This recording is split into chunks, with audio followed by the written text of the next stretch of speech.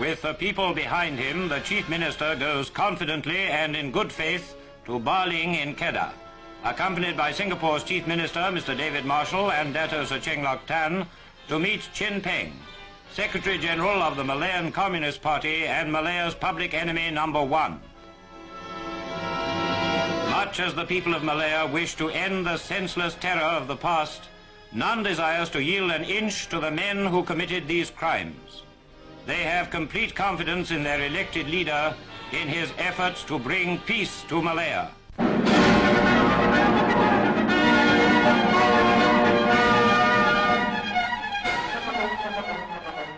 The eyes of the world turned for a fateful 2 days on Baling near the Thai frontier for talks between government representatives and communist terrorist leaders.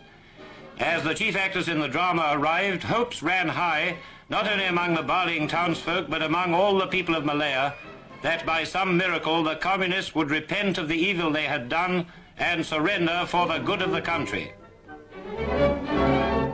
The whole town flocks to the school, which has been prepared as the conference room to watch the chief ministers arrive.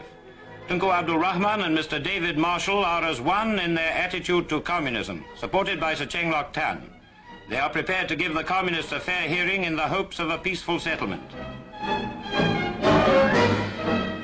The austere conference room waits with a sense of history, while a teacher's house has been prepared to accommodate the communists.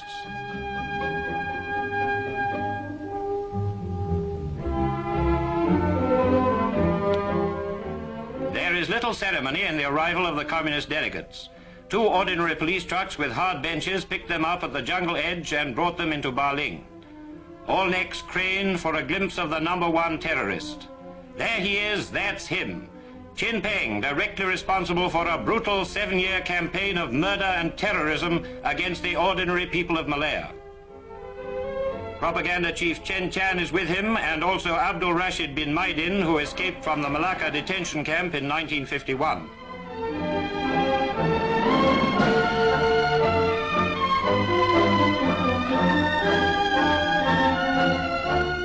Nearly 100 pressmen and photographers wait expectantly as the talks are about to begin. The government delegation is confident, as well they might be, led by elected chief ministers with every right to speak with authority on behalf of the Malayan people.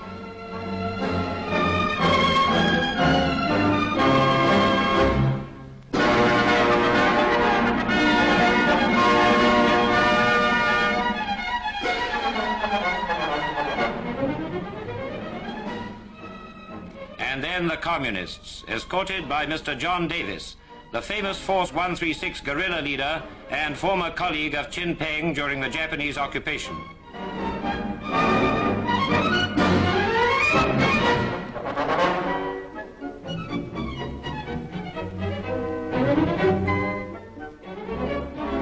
However starved his rank and file may be, it's obvious that the boss has been living well in his Siamese hideout. The communists' first demand, as expected, was for recognition of the Malayan Communist Party. This was flatly refused. They then demanded complete freedom for all terrorists should they surrender, and the right to form a new political party. These demands were also turned down.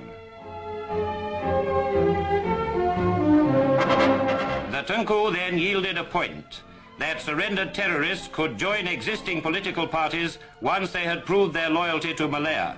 But further he could not go without imperiling the country's security.